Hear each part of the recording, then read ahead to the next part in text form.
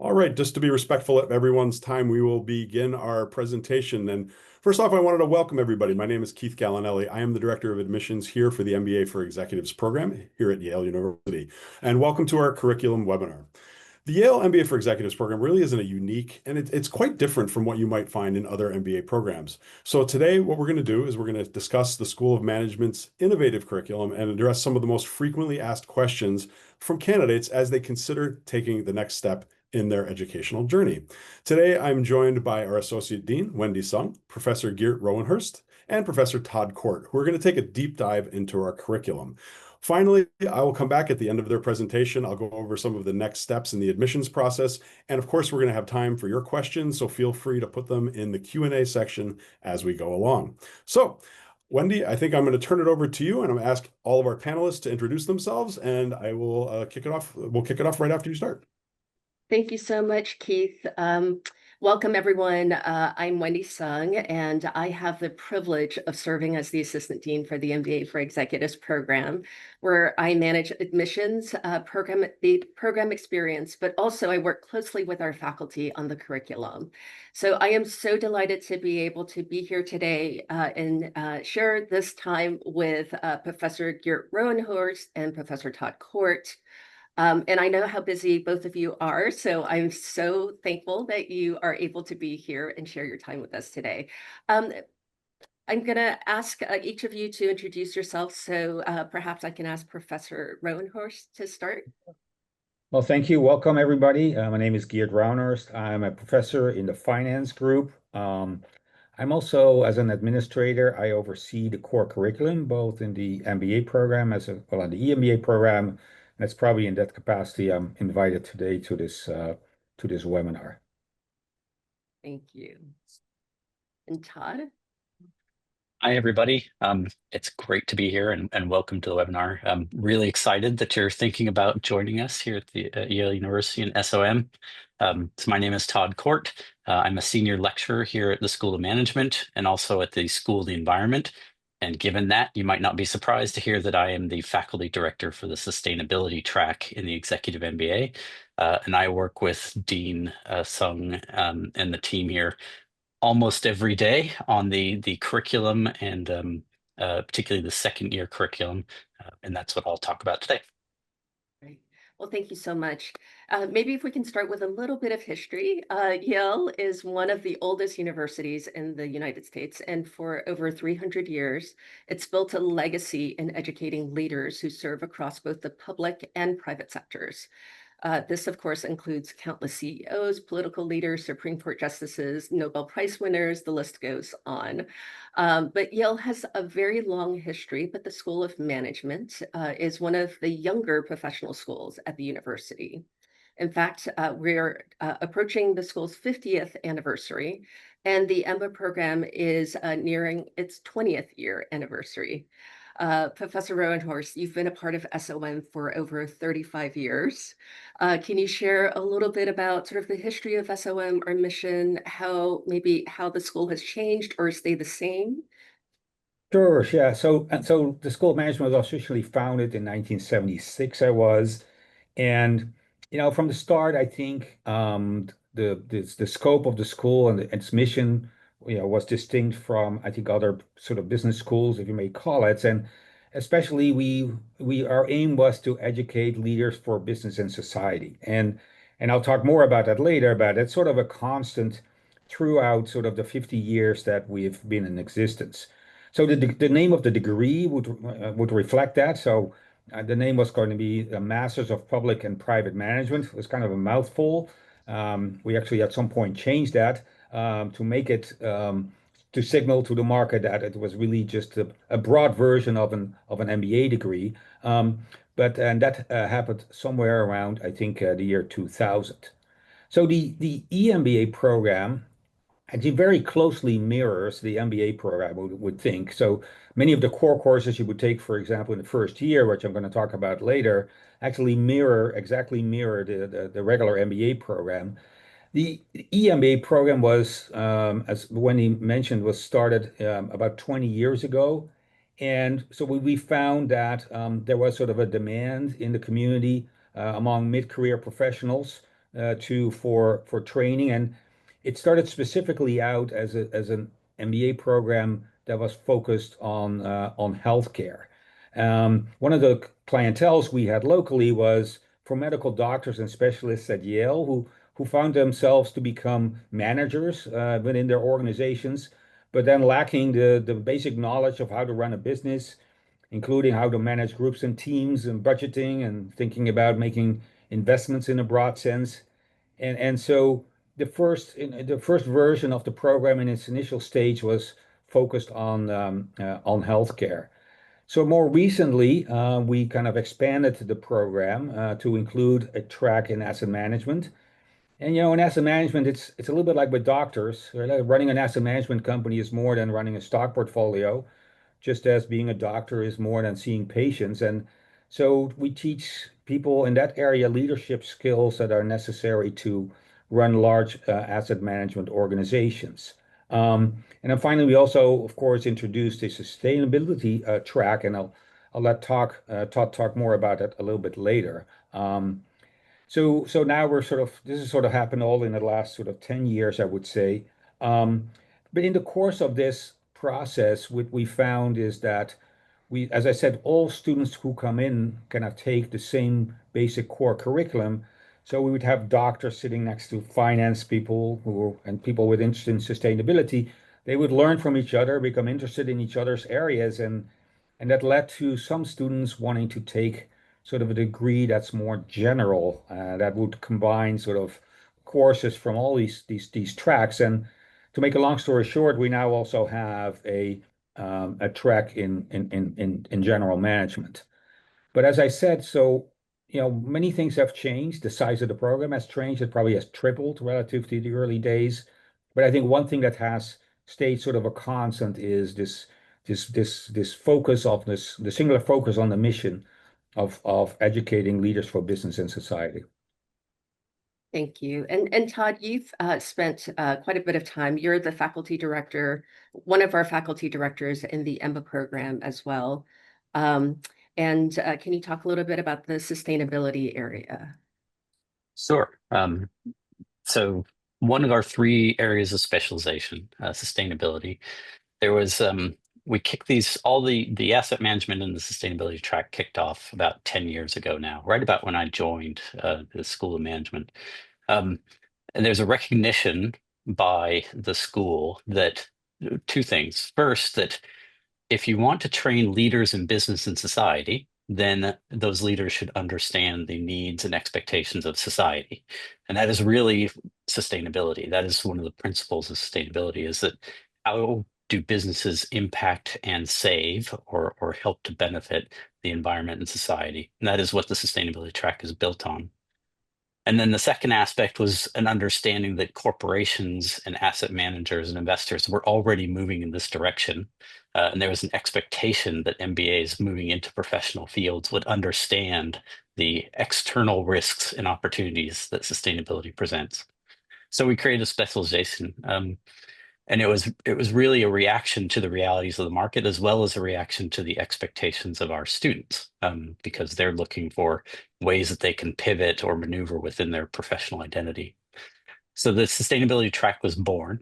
I'll talk about the second year curriculum more, but we structured it particularly around expectations of sustainable finance, expectations around corporate sustainability, and then connections between core business strategies and these externalities of sustainability.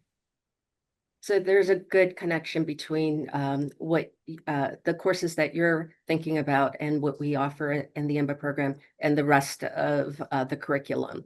So as Geert mentioned earlier, we've also created more flexibility now, understanding sort of this need for understanding across different areas to allow students to take classes as they choose to benefit their career. But like you said, we'll talk a little bit more about that earlier. If we can go back to in the first year, All of our students begin the program by taking the integrated core courses, and this was developed at SOM, and it's used, as you said, in both the residential MBA program and in the MBA program. All MBAs have to take the integrated core.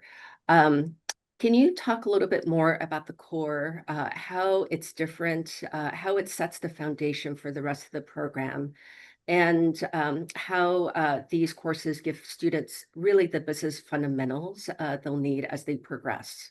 Yeah. So of course, if you look at I'm sure you're looking around, various business schools and see how they organize their core curriculum. And I think you'll see that many curriculae, what is the plural is of business schools, basically look in many ways sort of similar, right? So there's courses in finance, there's accounting, there's marketing, there's economics, and it makes a lot of sense because actually that's how departments within business schools themselves are typically organized. Um, and it worked for many years also in MBA programs to organize the curriculum that way, right? Because people would often go off into functional careers either in HR or in a corporate finance or in marketing. But I think the world has changed since then. There's much more emphasis on consulting. Many more students become entrepreneurs. That's also true for students who come through our program. Many students start or join small companies, and even larger organizations have rotational programs. So what does that mean is that students are expected when they graduate that they're able to integrate what they learn in their various functional field courses. So you have to combine your accounting and your finance and your economics knowledge as you go into the job. And that's really hard. That's hard, especially as you're taking these courses. You have to also think about how they actually hang together. So, to make a long story short, we decided that we probably should reorganize our curriculum. And it should not be around the functional field, but it should be around what we call stakeholder perspectives. So, we have courses, as you can see here, that are called the investor. There's the perspective of state and society. There is the perspective of an innovator, a customer, right? The workforce. And so what we do in these classes is we try to do the integration of these traditional functional fields. We try to do it in front of the students in the classroom, right? So how do we do it? Well, it means that sometimes we have to bring professors from different functional fields together in the same classroom to teach you to do the integration for you. So for example, there's a specific course that I've been involved in for many years. It's called Sourcing and Managing Funds. So it emphasizes the perspective of the CFO in an organization, which is the person who's responsible for getting outside funding to managing to fund the operations, of a firm or any organization. And so what this person needs to be able to do, right? It needs to understand markets. It needs to understand the internal accounting system. It needs to understand, as we competition and things like that. So we bring that. I bring that together in front of the classroom, together with a professor of accounting. So that's sort of a unique aspect of our program. I don't know whether you saw, but there's also a course called sort of the executive, right? Which is in addition to teaching you all these different perspectives, right? These are all stakeholders, if you like. Sometimes the conflicts of these stakeholders, sometimes the perspectives of these stakeholders, they conflict with each other.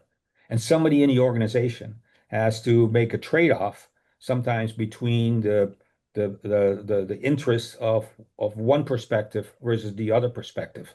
And that trade-off resides in the CEO's office or the chief executive in the organization. So we have a separate course that basically talks about how one should go about making these trade-offs. And going back to, we've talked about mission already.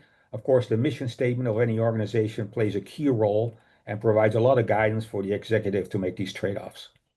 But that's basically how we organized the first year curriculum. I could say that initially I thought, was skeptical myself, and I thought, how's this now different from just calling it this a finance course and a marketing course? But I've really become sort of convinced that this is a really, unique aspect of the DNA of a education of a Yale MBA. Yeah, and I hear from our students oftentimes that the importance of learning the concepts in this way. It just makes it so much more understandable and reasonable. And Geert, you also mentioned that you jointly teach your course with an accounting faculty. So I think that's also one of the very unique aspects of our curriculum, is that we bring in experts in their field to teach the areas, even though it's one course, it's jointly taught. Yes, absolutely. Todd, maybe you can talk a little bit about the second year. So in the second year, students have the flexibility to sort of deepen their management expertise through our advanced management courses, which basically are our second year core, and also customize their course of study around their professional interests by taking electives. Can you talk a little bit about sort of the elective options, how that works, how students might be able to specialize if they choose to do so? And also, we have a question, I think, in the Q&A that I think is right up your alley, about sort of thinking about the evolution of the program in real time, given sort of what's happening in the marketplace, how we keep up with the industry. Yeah. So you're entering into your second year, and everyone is coming from different backgrounds, has different interests, wants to do different things in their lives. But we're all now level set after the integrated core. We all understand the principles, the fundamentals for being a leader in business. So the electives, you can do whatever you want in the electives. Let me just start there. Like, you have as much flexibility as you want in selecting your electives in the second year. You can choose from any of the specialty areas or the classes in the specialty areas. There are additional electives that are available exclusively to executive MBA students. If you have the time and wherewithal, you're welcome to take electives from the full-time or alongside the full-time students. So there's electives available both on your schedule and then outside of your schedule. And you can therefore pick and choose what is most interesting to you. Maybe you're a data analytic person. You don't care about finance versus corporate versus healthcare. You just want to take all the data classes you can find. Then you might select the most data intensive electives that are available to fill out your second year. If you pick and choose based on your interests, this is what we've been calling the general management track. For some students, they wish to specialize, and they wish to signal to the market that they have undertaken a track of electives that are particular to an area of focus. So we have these three areas of focus. We have the asset management, the healthcare, and the sustainability track. In order to have that specialization noted on your transcript, we have requirements of how many electives in that focus area you need to take. So you might, for example, want to do the sustainability track, in which case you would take four of the 6 identified sustainability courses, including a couple of them that are required. Or you could do 3 of them, in which case you've taken 3 very interesting classes. You're just not doing the specialization in sustainability. So you have as much flexibility as you like, but you can also choose to specialize in one of those areas. This slide kind of shows you the person on the left that's doing that's taking general electives is mixing and matching between those 3 different classes in those focus areas. The person on the right that's specializing, they've taken 4 of those classes in healthcare, and so they're seeking that specialization on their transcript. So to the second question of how do we keep up? and this is particularly relevant in the realm of sustainability, but definitely applicable to both healthcare and asset management, and to the other electives that are available outside of the three focus areas. This is a, the business world, particularly in some areas, is evolving very, very rapidly. So it's up to the faculty directors. We have our three faculty directors assigned on purpose to keep up with these changes, to understand what's going on in the marketplace, and to navigate the curriculum appropriately. We also have an inherent commitment amongst the three faculty directors to not only bring in, academically rigorous courses, because this is Yale University and you get an education that is worthy of that brand, but also to bring in the practitioners and the people who are on the front lines to help teach that information. So in the sustainability track, for example, I'm very conscious that I'm leaning on the faculty here at the School of Management to teach some aspects. I'm leaning on people who are current leaders in business to come in and teach some of the courses, because I think it's necessary that you see how this is undertaken on the ground in real time. And also faculty from around the school, because we have an enormous and very established university around us. So we leverage the people that are the experts in this field and who understand what is going on in real time. And that's the responsibility of those three faculty directors to do that. At the end of the day, we're balancing between, we have to have, the fundamentals of business education are they don't change that much, but the application of those fundamentals changes on a real-time basis. So how do we take all that information that you learned and memorized in the core and apply it to real-world situations in the electives? And that's the constant balance that we're trying to achieve as faculty directors and in the second year. And in the second year, Todd, also the type, not only do you bring in experts who are working, practitioners who are working in the field and seeing how things are changing, but you also adjust the courses and bring in different courses and faculty to teach these courses as you see the market change, right? That's right. So it's some courses tend to be more static, but a lot of the courses that we offer, we'll change them. Sometimes we'll just adjust within a course. Sometimes we'll bring in new courses. Sometimes we'll bring in totally new professors. I think AI is an interesting example. It's been on the radar for many, many years, but it's really exploded over the last 2 years. And we've the year that we're currently in, we've already kind of brought this into the curriculum with one of the electives that's offered outside of the three tracks, but it's an elective. And Wendy, you'll know better than I, but I think it's a very popular elective, the AI and innovation elective. It is, absolutely. And we definitely do this. We have conversations with faculty, with students, with practitioners out in the marketplace to better understand what's happening so that we can adjust our curriculum in that way. The other thing that I think is really unique about about Yale and about SOM is sort of how we approach our how we study, right? We have what's called the Yale raw case method, and it's so unique to SOM. Geert, maybe if you can explain sort of what that is, sort of where it comes from, and sort of how it enhances the learning experience. Yeah. So I agree. There's two things, right? If we think about what's unique about the curriculum, I always point to two things. I think it's the perspectives, right? The perspectives classes that we just talked about.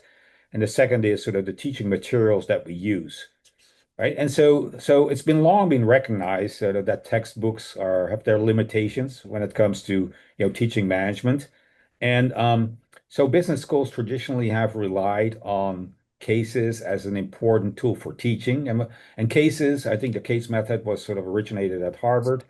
And these are sort of, think of these as small narratives with some data embedded in it, where you basically try to introduce students to sort of business situations that call for an important decision.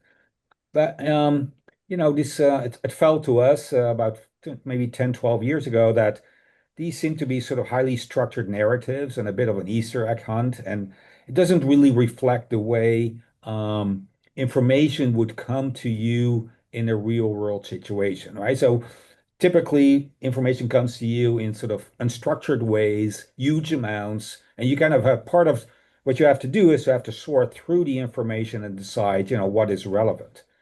So this brings me to, a raw case. So what is a raw case? So here you see is a case that we use in our class, sort of sourcing and managing funds, and it's basically about um, devaluing the company Beyond Meat at the time where it decided it wanted to raise capital from public markets and it listed itself on the New York Stock Exchange. So what makes it raw? What it makes it raw is that there's much less structure on the narrative. Think of this as a website. You're looking at a website where we've basically pre-Googled the world for you, if you like. And there's lots of information and lots of tabs about, various aspects of this company. For example, there's sort of there's things about the science of lab-grown meat. What is plant-based protein? How can you produce that? We give you the raw financials from the company prior to its IPO. We give you analyst reports at the time that the company went public. We give you the SEC filings. We give you information about competitors and suppliers. So all of that, right, is sort of input that you can use to try to come up with the answer to one question, which we're going to answer is, when the company starts to issue shares on the New York Stock Exchange, what should the price of one share in this company be, right? Which is a basic skill of how do you value companies? How do you value a business? So if I can go back to what I said earlier about the curriculum and the perspectives, right? It requires you to combine information that you would get in a traditional accounting class with a class with a finance class, but also you have to understand the underlying economic environment that this company tries to compete in, right? It's going to compete with, traditional forms of meat and traditional, producers of burgers and things like that. So you have to understand sort of competition. So you see now how we try to bring insights from economics and accounting and finance sort of into the classroom. And the raw case method is sort of a very kind of appropriate way, I think, to do it that very closely mimics the way you have to learn how to process information as a manager. Now, I'll tell you now that sometimes students find this really frustrating, right? So they just, why don't you tell me, where to find the information and what do we need to do? But this is sort of part, I think, of emulating sort of a real world situation as closely as possible. And initially, that's going to be hard, but I mean, 2 years is a lot of practice, and you'll get a lot better at it as once you leave the school. Yeah. It would be nice if people could just give directions for how to solve a problem, right? Yeah, you have to That's define not what. how, yeah, that's not really how real world works. Yeah. And a lot of our faculty are involved in developing raw cases. I know, Todd, you use it in you develop them and have used them in your courses as well. Indeed, yeah, I've written a few, and then depending on my class, I'll use always at least one, but in one class I use it every other week. Yeah. And I see that there are a lot of questions in the Q&A. Thank you for those. We'll try to address them as we're going through, but we'll definitely have time at the end to address some of the questions as well. But before we do that, I really would like to highlight another very special part of our curriculum, which is our colloquium speaker course. The MBA faculty directors curate our colloquium course. You bring in leaders and practitioners from various fields every class weekend to speak very candidly with our students about what they're experiencing, their careers, what they're seeing in the marketplace. Can you tell us a little bit more about the course and sort of the and the length of it and what you're hoping for it to impart on the students? Yeah, I'll talk about that because I'm one of those curators. So the three faculty directors curate this list of speakers every year, and the speakers change every year. But it's every class weekend, Friday afternoons. A leader in business and society will come and present to the students. It's an hour-long session. All of these people are here to engage with, network with, and think about things with the students. That is the way that we set up their expectations. And this is really, I think it's probably maybe the most important course that we have here at the MBA, or in the Executive MBA, because this is your opportunity to think about the next step. Who are the people that you want to, chase? Who are the people that you see in industry that you want to be a part of that solution set or a part of that challenge? How do you network? How do you get connections across these industries? And how do you really test ideas and challenges that are happening today? That's what this colloquium is for. The you have to attend a certain minimum number, but I tell every student you should go to every single one of these because these people are amazing and the opportunities that they present are huge. We have, between the three faculty directors, I think there's some amazing people that will come through.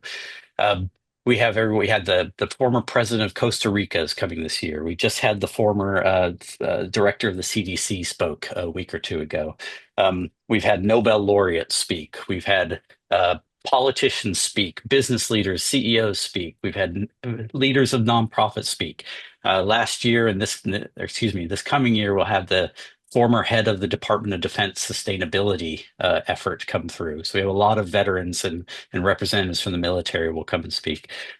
So the sector doesn't matter.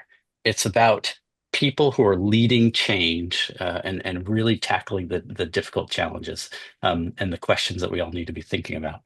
A real quick note is the colloquium to me is also a signal of the wider Yale.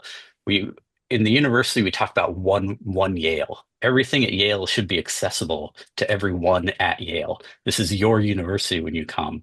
And this is kind of a touch point on that. A lot of these people are alumni, but it represents that there's a lot going on around the Executive MBA that you can, if you choose to, tap into.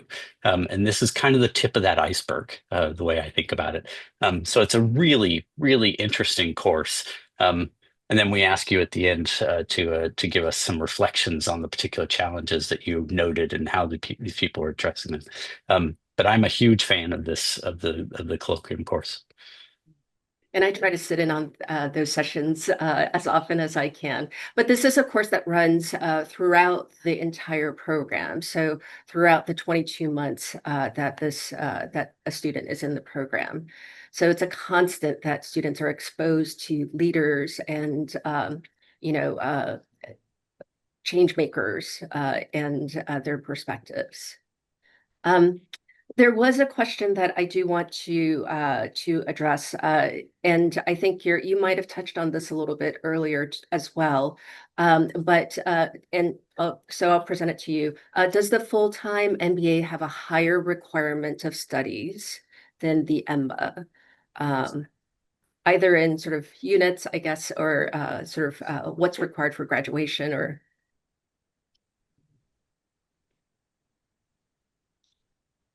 Who should answer?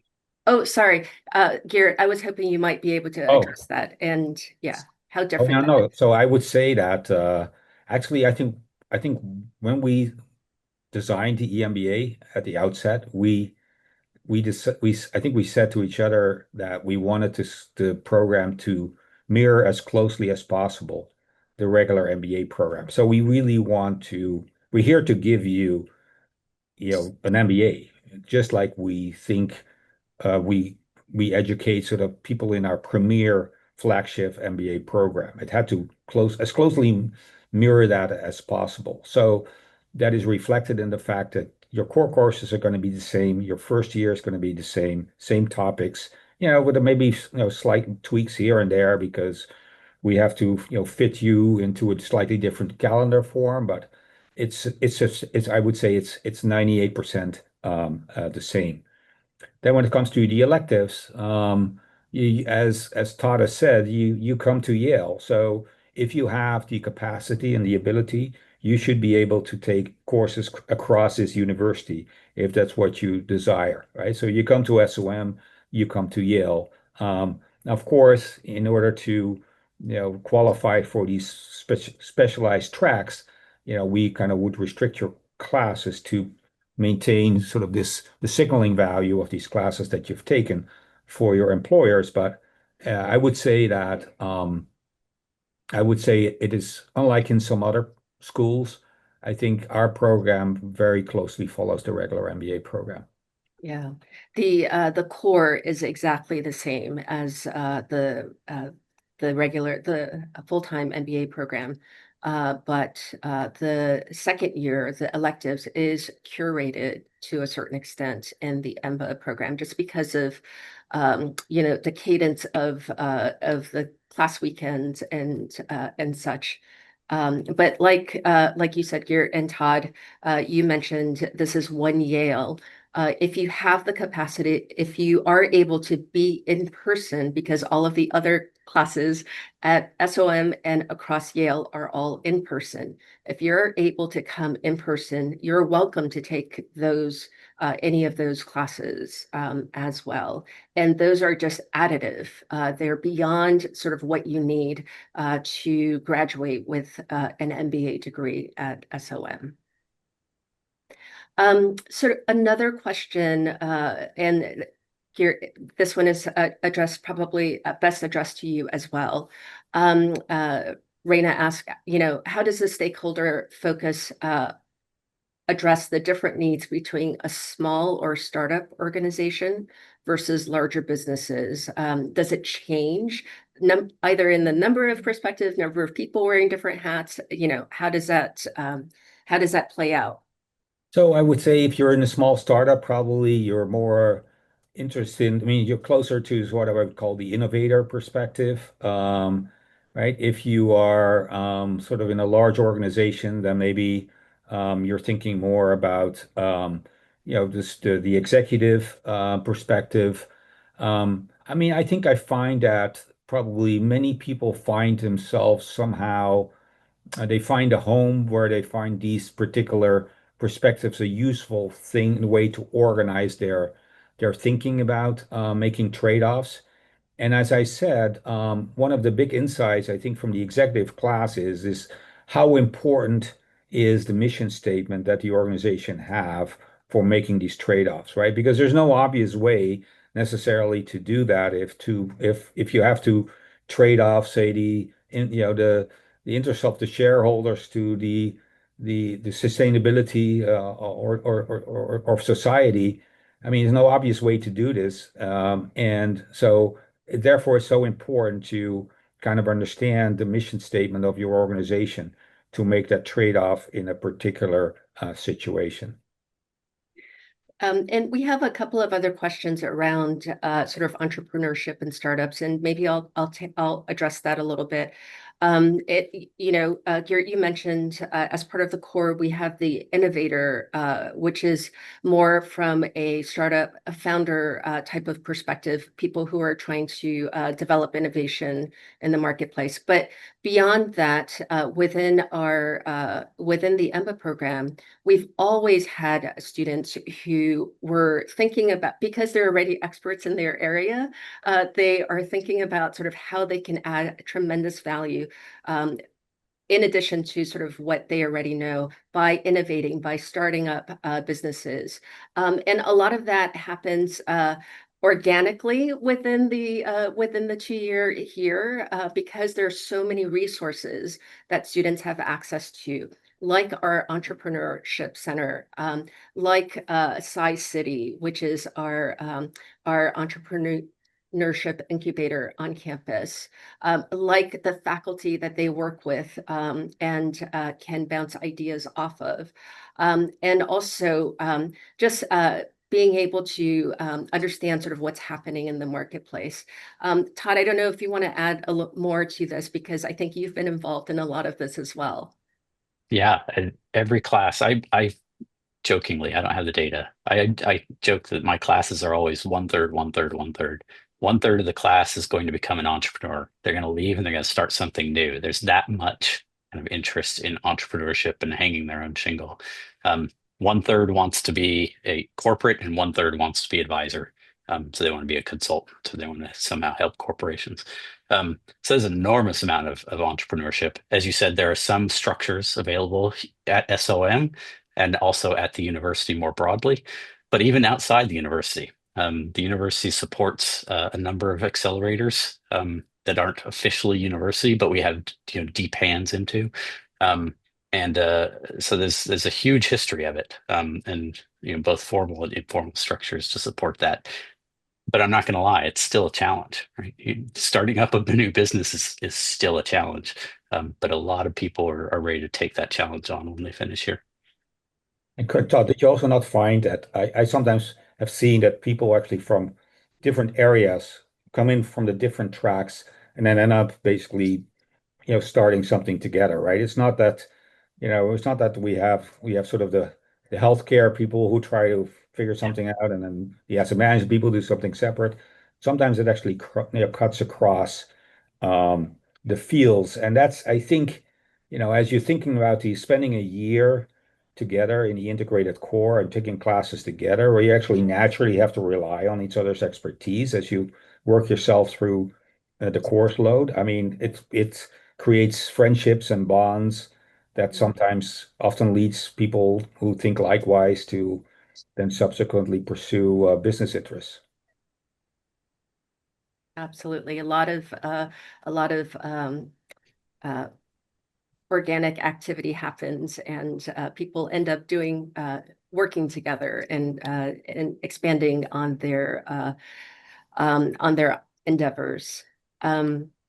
So there's a question here, which I think we can also broaden out a little bit more, which is around the curriculum and how it helps someone who's running in healthcare, specifically running clinical departments or an entire healthcare system, use financial projections, data analytics, operations strategy to ensure sustainability and maintain operations while advancing equity and quality of care. I know this is very specific to healthcare, but I think we can probably take that and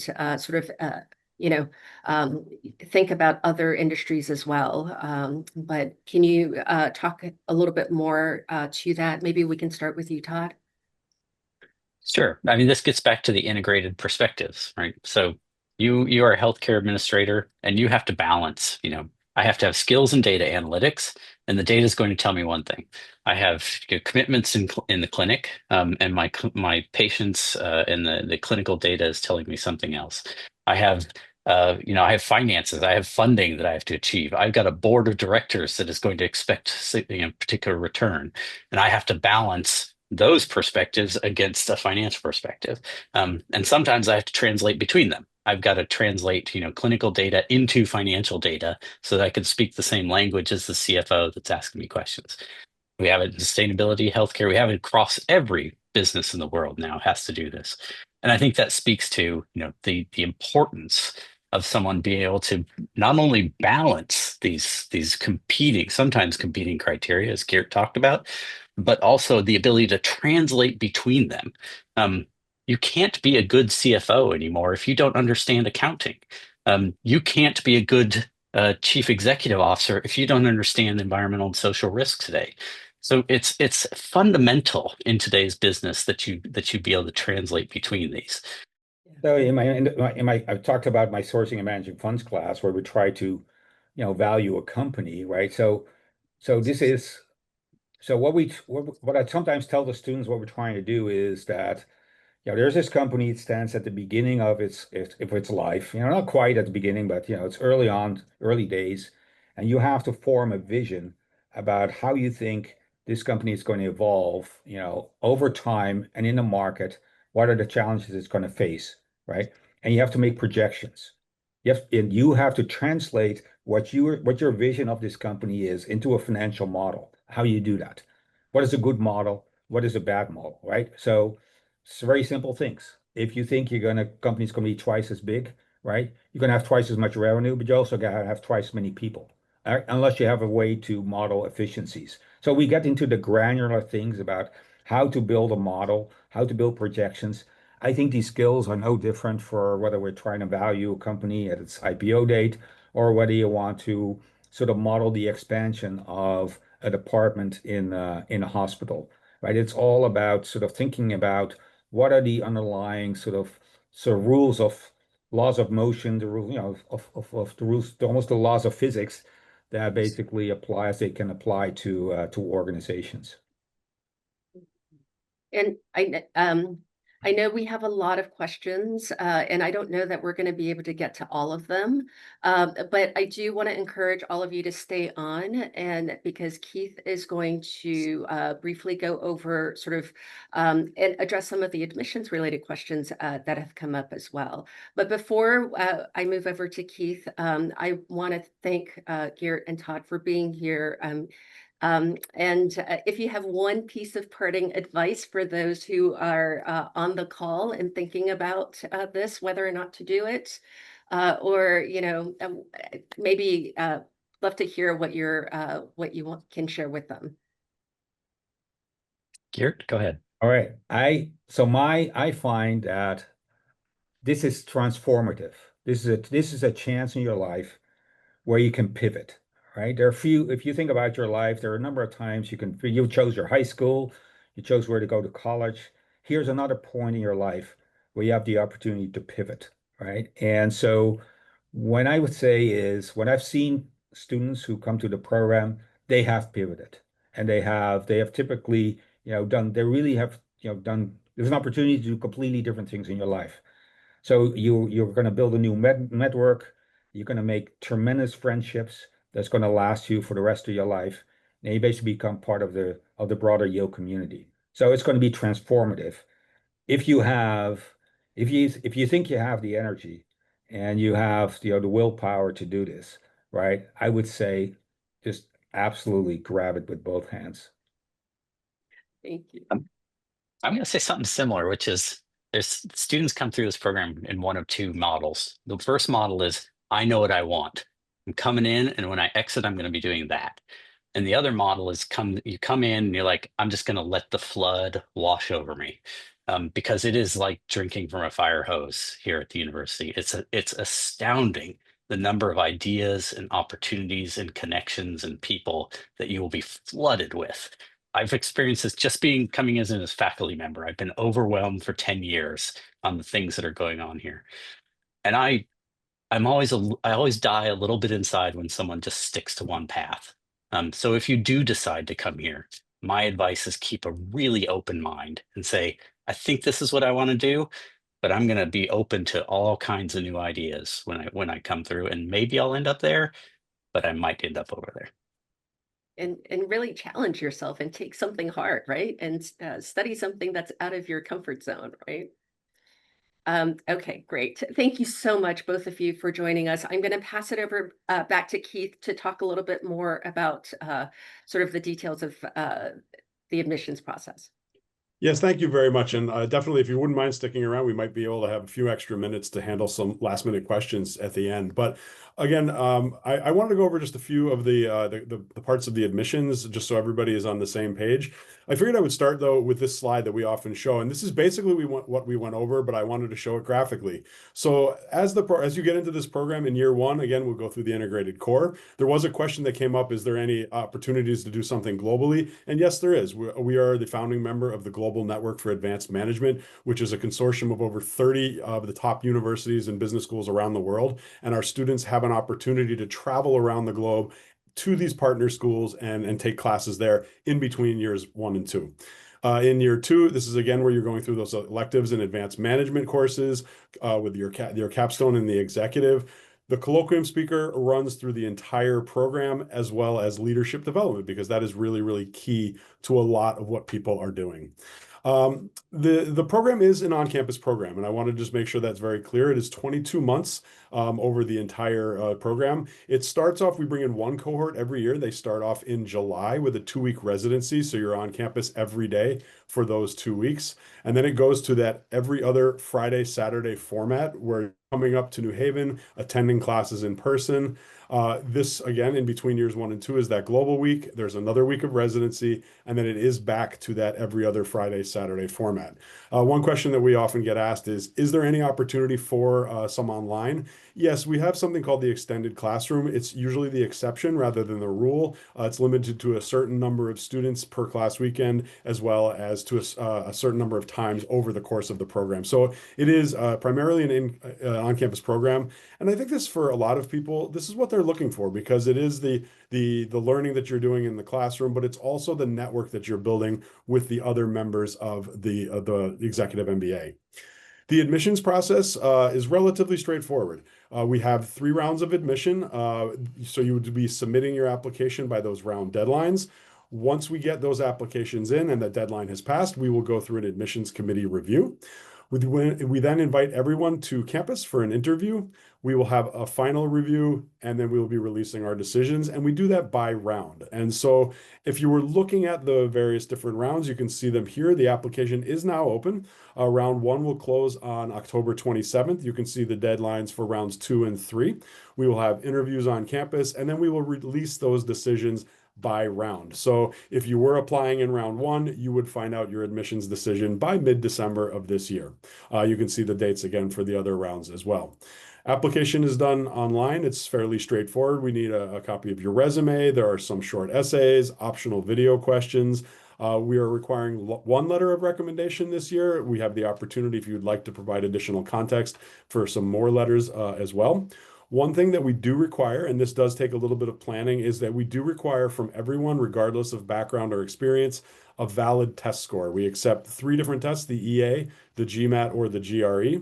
If you haven't taken any of these and you don't have a test right now, I would recommend the EA. It is an exam that is built by the same people that do the GMAT, but it's geared towards working professionals. So it's a little bit less of a lift to prepare for, but that is required of all.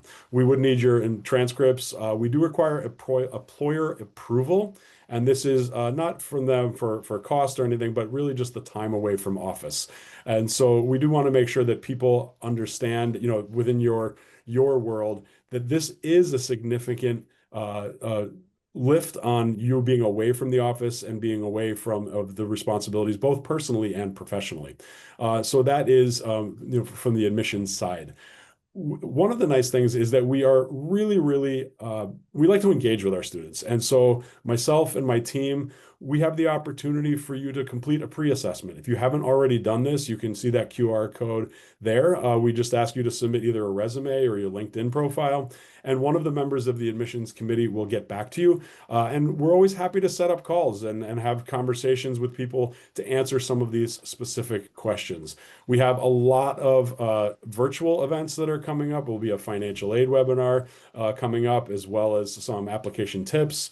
There's a lot of opportunities for you to connect with us either in your cities or coming up to campus for for in-person information sessions. And of course, we'd love to see you submit and complete your application. If you do have any questions, again, you can reach out to us at emba.admissions@yale.edu. So again, I just wanted to go over that very, very quickly. And I do think we have a few more minutes before we wrap up, and we can handle a couple of last questions here in the chat, or if anybody wants to put them up there. So I'll turn it back over to you, Wendy, for any last minute questions for our professors.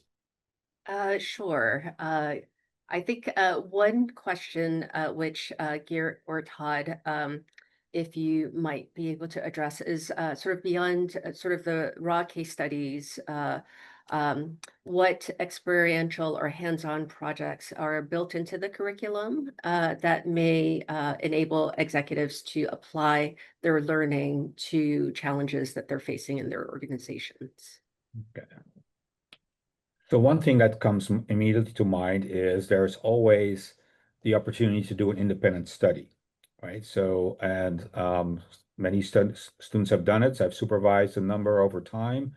And so sometimes I've worked with students who actually wanted to kind of really just get in-depth training in something of a situation that they encountered at work. And sort of that would be one way to do it. I would then, of course, try to broaden it myself as a professor and try to teach you sort of broader skill sets that are related to that. But that'd be an obvious way that comes to mind immediately. Did you have any, Todd? Yeah, it speaks to, getting outside of the classroom. So in the classroom, the cases and the way we teach has to be geared towards, a particular question that needs to be answered in the class, and it also has to level set across all the students. Not everybody's interested in the same thing, but there's the fundamentals that we need to get across in that lesson.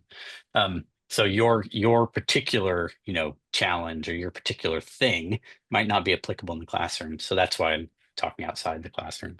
So another way to get out of the classroom, other than the independent study, is there's a number of centers around the university and at SOM that you can engage with. But the big hashtag here, the big asterisk, is that that is time that you've got to find. So I'm the faculty director for one of those centers, the Center for Business and Environment. And a number of executive MBA students will engage with the center. They'll do research with the center. They'll help set up webinars. They'll help set up conferences. They'll help set up speaker series. They might actually end up working with us in some capacity. But that's time. You've got to find that time. So once you think about the centers, whether it's the Center for Financial Stability, or Geert's got a center on the International Finance Center, or the Center for Business Environment, there's thousands of opportunities to engage on topics of interest, but it's all outside the classroom. You've got to find the time. And since we only have time for one more question, I'm going to ask that question. I wanted to find out, you both teach in the residential program as well as the MBA program. And our MBA program is, I think, pretty unique and amazing, but I'd love to hear from both of you sort of what you think about sort of what it's like to be teaching to the MBAs, how that might be different, and of course, we are your favorite program, right? I'll go first so that Geert gets the last word. There's the content, the lessons are the same, but the perspectives that the students bring are very, very different. We're talking about mid-career professionals. They have expertise. They've been doing something for a number of years. They know how to do that. And they have some of the practical kind of wisdom that maybe a full-time student doesn't. The other thing is that we have a pretty diverse perspective coming in for the executive MBA. I mean, we've got, in my class, I'll have a lawyer sitting in one, and I think Geert said this the other day, a ballet dancer sitting in the other seat, like a vast diversity of people. And that is both opportunity and challenge. It's an opportunity because you can really bounce ideas around and test things. It's a challenge because we all have to start at a level set at some point in a business education.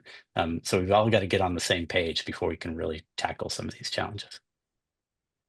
Yeah, I totally agree with you, Cort. I would just say one thing I would say is that I would say the EMBAs are just a joy to teach, because they, more than any other program that I teach at Yale, they know why they're here, right? They understand from their practical background, so what's missing, what are the blanks that they're here for to fill in, and so they really appreciate sort of the process of going back to school again and learning. And I think that makes for just a great classroom. I think that makes for a happy class, and people feel good. I often feel that our EMBA students are the happiest students across all programs, and that makes it just a joy to teach in the program. So I hope to see you. If that speaks to you, I hope to welcome you next year or the year after in New Haven. Thank you both so much. Thank you for joining us. And I want to thank everyone on the call for joining us. If we weren't able to get to your questions, please feel free to reach out to any of our admissions folks who can definitely help you address your questions. But I encourage you to come visit us, come to an information session, come sit in our classrooms so that you can get a sense of what it's like to be a student here. Thank you so much, and look forward to seeing you soon.